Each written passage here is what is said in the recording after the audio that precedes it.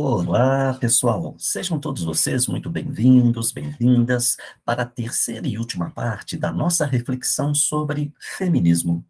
Neste terceiro momento, vamos focar a trajetória do feminismo a partir de Simone de Beauvoir a Maria da Penha. E então, vamos lá? Bom, segunda onda.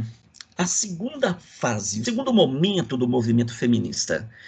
Quem costura a primeira com a segunda, quem faz a ponte, é a Simone de Beauvoir. Simone de Beauvoir vai publicar em 49 uma obra chamada O Segundo Sexo. E é nessa obra que ela afirma, olha, não se nasce mulher, ninguém nasce mulher, torna-se mulher. Ela vai fazer o grande favor de valorizar a condição do gênero. Sai o sexo enquanto componente biológico e entra o gênero como um componente de construção social. Não se nasce mulher, torna-se mulher. Esse tornar-se mulher, ele é decorrente de uma série de valores que são construídos socialmente. Você tem a luta pela igualdade de direitos, ela já está praticamente consolidada, mas apesar de consolidada, existe ainda a discriminação, a opressão sofrida pelo gênero feminino. Então, a Simone de Beauvoir, ela vai refletir sobre a questão do gênero. Sexo é uma coisa dada pelo biológico, pelo físico. Gênero é um componente de construção social. Então, daí ela diz, olha, não se nasce mulher, mulher se faz, mulher se torna. E esse se fazer, esse se tornar, é um processo coletivo, é um processo de construção social. Então, ela sugere a luta contra a condição imposta ao gênero, numa sociedade patriarcal ainda, numa sociedade que oprime, que discrimina. Então, é necessário politizar. Política na Grécia Antiga era a arte do debate. Então, ela busca essa ideia da política. Tudo é político. Então, a sua submissão, a sua opressão, a discriminação é político, porque o poder é um poder que reflete uma ordem sexista masculina, que não está nem aí para o preconceito, para a opressão, para a piadinha. Então, nesse contexto, é necessário debater. Então, vamos politizar. Ela traz a questão política para a segunda fase como um instrumento de luta contra a opressão, contra a discriminação. A igualdade jurídica já está assegurada. mas é necessário assegurar agora a luta contra a opressão, a discriminação, o preconceito. Se a primeira fase, se a primeira onda do movimento feminista, ela se expressou na luta por igualdade de direitos, a segunda onda vai dizer que o buraco é mais embaixo, que não é só lutar por direitos, é lutar também contra o preconceito, contra a discriminação, porque independente de ter assegurado o direito de voto, as mulheres continuam sendo discriminadas. Então, nesse contexto, a Simone de Beauvoir, ela levanta a reflexão, a opressão sobre a mulher, independente da luta da primeira fase ter assegurado tantas coisas importantes. A segunda fase, ela vem refletir a posição em favor da luta, da resistência contra o preconceito, contra a discriminação, dentro de uma sociedade ainda sexista, o poder sexista dos homens. Então, nesse contexto, você tem, na segunda onda, o movimento feminista pegando carona em algumas manifestações, em alguns movimentos sociais. Por exemplo, você tem na década de 60 o movimento pelos direitos civis nos Estados Unidos. Quem é que protagoniza esse movimento? Os negros, que querem acabar com a discriminação racial, em especial no sul dos Estados Unidos. Quais são as estratégias do movimento pelos direitos civis? Você tem duas.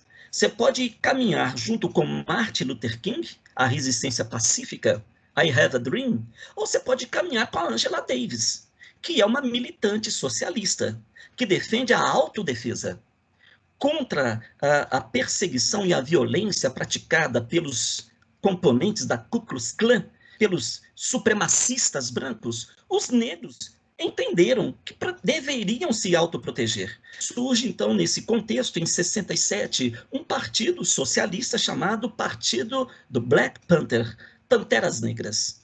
E grandes militantes, grandes mulheres participando na luta pela igualdade de direitos e também na luta contra a discriminação racial e social. Bom, nós temos também o movimento hippie. O movimento feminista pega carona também no movimento hippie, que é um movimento de jovens de classe média, escolarizados, que defendiam não só o pacifismo, a resistência à guerra do Vietnã, o naturalismo, a crítica à sociedade de consumo, defendendo a liberalização dos costumes, a revolução do comportamento, o sexo livre, a droga e o rock and roll. Muito bem, o feminismo também pegou carona no movimento hippie, só que o feminismo percebeu que os jovens de classe média, escolarizados, naturalistas, etc., eram ainda machistas, tá? Não haviam entendido ainda a condição de opressão vivida pelas mulheres. Então, tem lados positivos, sim, tá? Mas, assumidamente, o movimento hippie ele não havia abraçado ou não havia entendido ainda a essência do movimento feminista, que é uma essência que luta contra uma opressão maior, né? O preconceito e a discriminação. Aqui você tem, na luta contra esse preconceito, 400 feministas em Atlantic City Convention Hall. Seria realizado o concurso de Miss América para protestar contra o concurso de Miss América, interpretado pelas feministas como uma forma de mercantilização da imagem da mulher. Era um concurso patrocinado pela indústria de consumo, né? Leia-se indústria de cosmético, indústria da lingerie, ou seja, utilizando a mulher enquanto merchandise para ampliar o lucro das fábricas de lingerie, etc.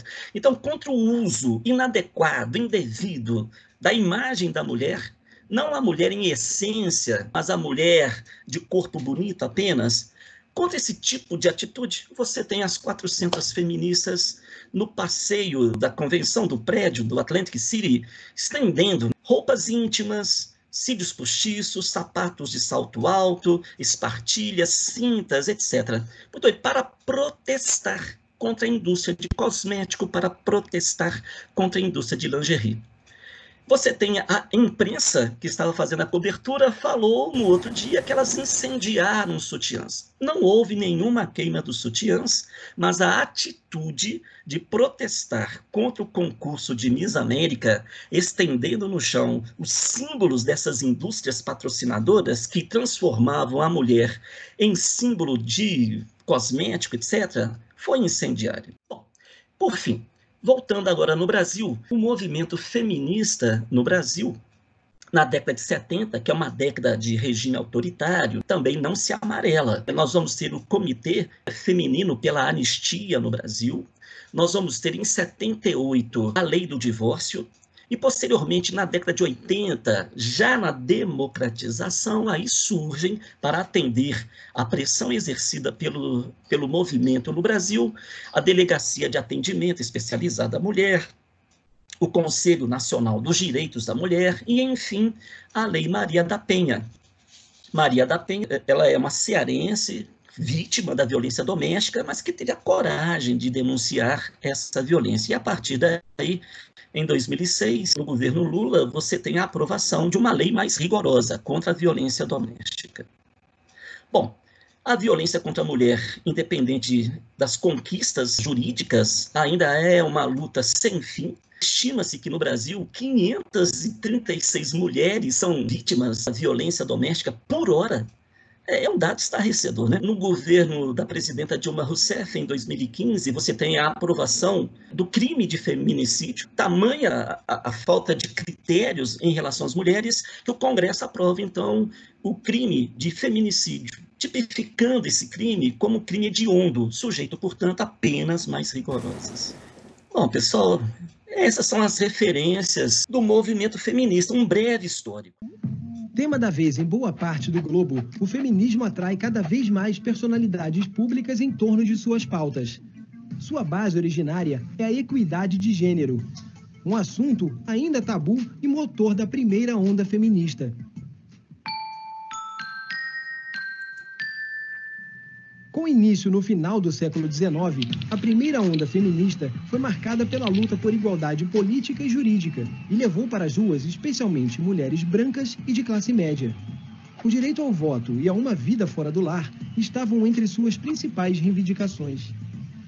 No Brasil, o grande nome ligado à primeira onda é o da nordestina Nísia Floresta, que desafiou os limites do seu tempo para seguir uma trajetória que a tornaria educadora e escritora. É de Nísia o primeiro livro no país a tratar do direito das mulheres. Nos anos 60 e 70, entra em cena a segunda onda feminista, e com ela, o direito ao corpo e ao prazer. O aborto, a violência sexual e a homossexualidade ganhavam atenção mundial e chegavam aos ouvidos brasileiros pela imprensa alternativa. Na passagem para os anos 80, as demandas trazidas pelas mulheres negras são incorporadas. Angela Davis e Patricia Hill Collins são alguns nomes do feminismo negro, que traz para o centro do debate o gênero associado às categorias de raça e classe, fragmentando o discurso universal. Ao mostrar que as opressões atingem as mulheres de modos diferentes, a terceira onda feminista transborda com força nas discussões atuais sobre a desnaturalização do gênero. Bom, pessoal, nós temos ainda essa terceira onda. Se a Simone de Beauvoir desnaturalizou a ideia do sexo, nós vamos ter a terceira onda, que é um outro tema, que vai desnaturalizar a questão do gênero. Muito bem, pessoal. Encerramos dessa maneira as nossas considerações sobre o feminismo. As minhas últimas palavras são de agradecimento a todos vocês e, em especial, a todas vocês que me deram a honra de assistirem ao conjunto das videoaulas. Independente da minha condição de gênero, o meu reconhecimento, a minha valorização e o meu agradecimento pela contribuição da mulher para o aperfeiçoamento da trajetória humana, pela coragem recorrentemente demonstrada ao longo desta trajetória, saindo em defesa da igualdade em seus diferentes sentidos e no combate à discriminação em suas diferentes formas de manifestação. Sagradas, sim, porque são as portadoras da espécie. Guerreiras, também, porque não se furtaram à luta para a sobrevivência e para o progresso dessa espécie. Do ponto de vista fisiológico, enfrentando as oscilações hormonais, e do ponto de vista sociológico, enfrentando o sexismo da sociedade patriarcal. Nascer mulher já é um grande desafio. Tornar-se mulher, uma grande aventura. Parabéns a todas vocês. Continuem guerreiras como Joana d'Arc e Dandara, militantes como Berta Lutz, Malala, Greta Thunberg, criativas como Frida Kahlo e corajosas como Maria da Penha e Marielle Franco. E como diria o meu amigo argentino Ernesto Che Guevara, firmes, sem jamais perder a ternura. Muito obrigado a todas vocês. Um grande abraço.